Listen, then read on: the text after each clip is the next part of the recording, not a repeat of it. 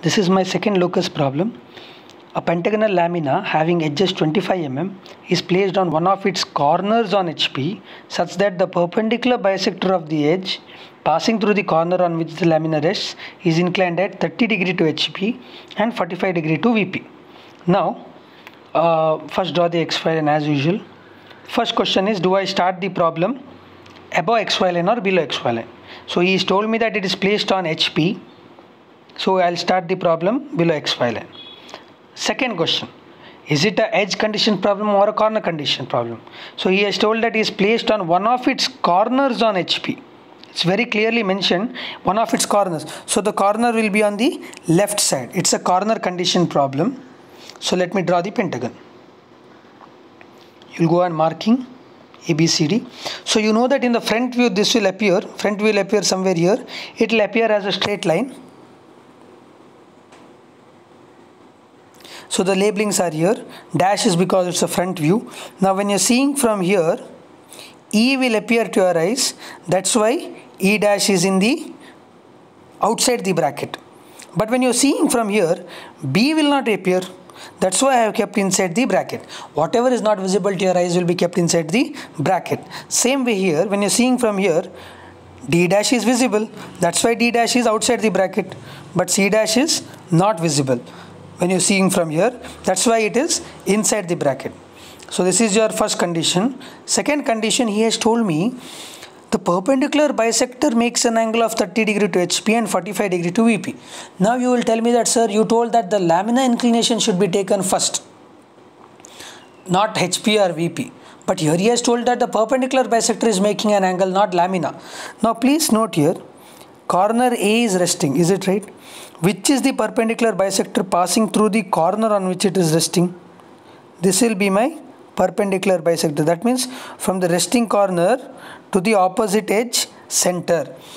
Now, if I have to make this perpendicular bisector incline at 30 degree to HP, I'll have to lift the whole plane, right? Is it right? If this perpendicular bisector should make 30 degree to HP, I'll have to lift this whole plane from the ground, no? With my A resting. Is it right? Isn't it equal to being a lamina inclination? Yes. That is why what I'll do is, I'll just lift the whole lamina with my resting corner A. When I lift the whole lamina, this perpendicular bisector will make 30 degree. See here, the perpendicular bisector will be here. It will be making 30 degree.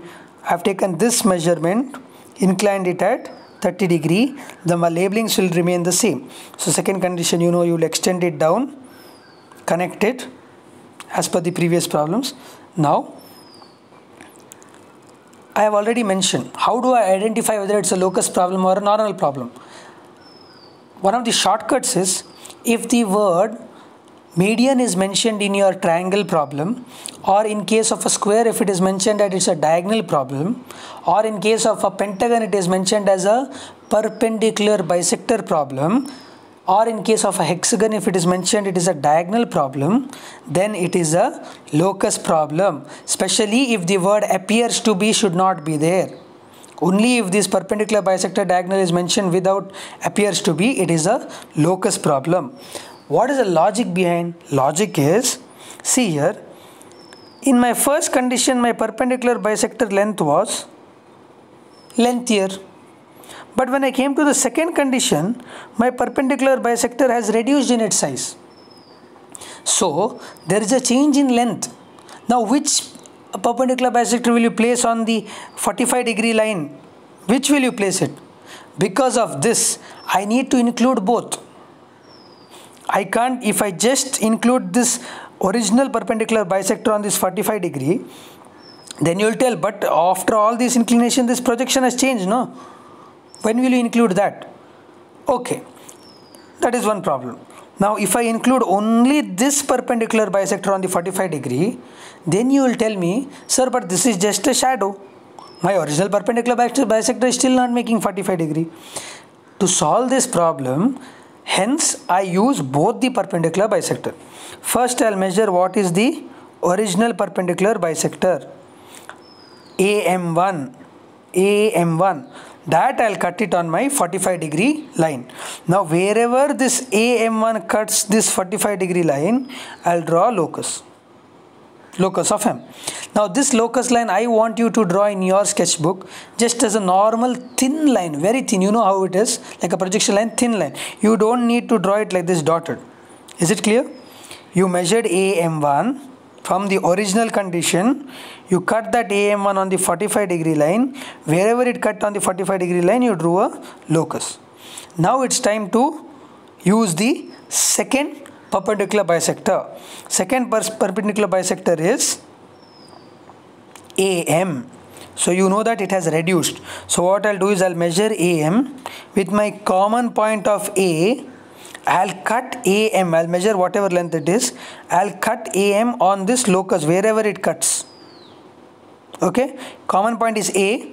I'll cut this AM wherever on the locus it cuts. Is it clear? Somewhat like this. Yes. Now what I'll do? Now I'll just reconstruct this whole projection here. How will I do it? Very easy. You know 2 points. You know that if I know 2 points, it's very easy to construct. I know AM. See here, AM is here. Now what I'll do is I'll measure how much is A to B. Correct? So A to B, I'll cut an arc here. I don't know the angle, just an arc I'll cut. Then I don't know the point M. So from M to B, I'll measure how much it is. So from M to B, I'll cut. So I'll get my point AB. Same way I'll do to AE.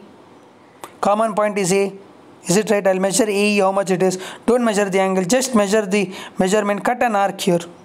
Now go to M. Measure how much is ME. Come to M here. Cut ME. And that is how you will do it. The whole pentagon you will do it. Now I have told you that the marks is given, maximum marks is given to this beta angle, because the examiner will know whether your problem is right or not only based on the beta angle.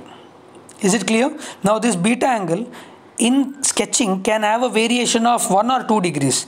That means if it is 31 is the answer, in PC you should get perfect 31, but in your sketch you might get maybe 30, 32, 33. Up to 33 is also okay, fine.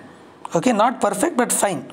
Okay, so you have to measure that beta here and specifically write somewhere here beta is equal to 30, 33 or whatever the answer is. Okay, now the last condition is nothing but just connecting the points. Is it right? From C I'll extend till wherever C meets here. B I'll extend till here because B meets here. A is here. A comes up to the XY line because A is here. E is here. E goes up till here wherever it meets E. D is here. D comes up till here. Okay. Now what is the beta answer? Beta answer is this one. This AM, no? AM, you have to extend it just like that till it meets the XY line. And then measure how much is that. Not AM1. AM1 is already 45.